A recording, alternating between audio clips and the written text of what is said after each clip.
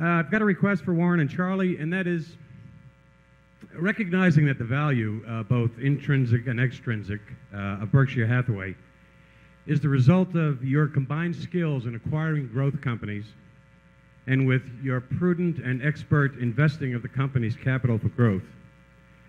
I'd like to know if you have a plan, a succession plan, to be executed in the event, God forbid, something happens to one or both of you, which would remove your input to the strategic decisions.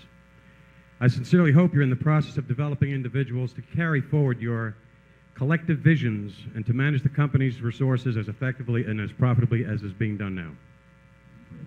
Well, I appreciate that question, and the answer is obviously we do care enormously about that because both Charlie and I, in addition to a lot of other reasons, but we both have a very significant percentage of our net worth in Berkshire, and neither one of us has figured out how to sell it all exactly, 15 minutes before we get hit by a truck. So we will not have the jump on the rest of you, and therefore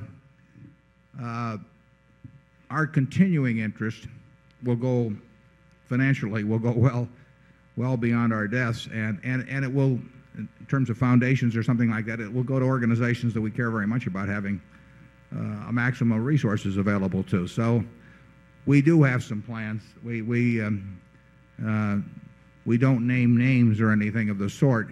It's not quite as tough as you might think because we have a collection of fabulous businesses, some of them owned totally, some of them owned in part.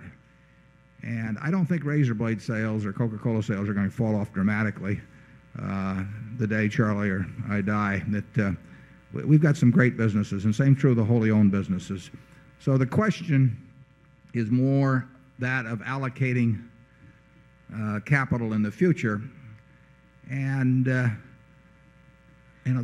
that's a problem for Charlie and me right now, simply because of the size. It's not easy to find things to do that make sense with lots of money, and sometimes a year will go by and we don't find anything, and other times a year goes by and we think we found something, but it turns out we were wrong. So it's not easy, but we think we will have some very smart people working on that, and we don't think it will be the end of the world if they don't find anything the first year, because the businesses will run very well.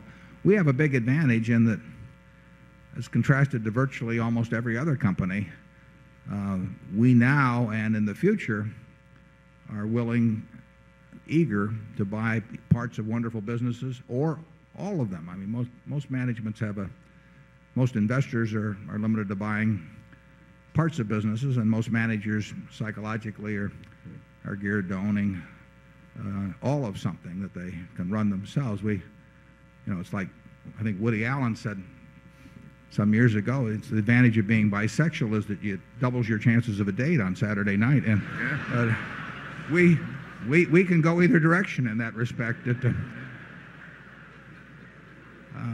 And our successors will also. So, Charlie, you want to add anything? I think few business operations have ever been constructed to require so little continuing intelligence in corporate headquarters.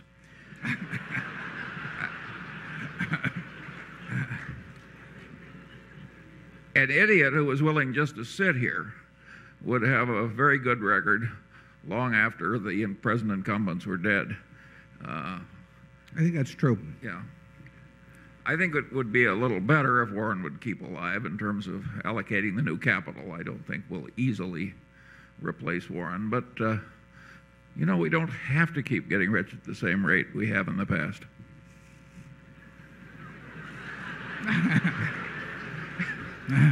That's a tie vote. No.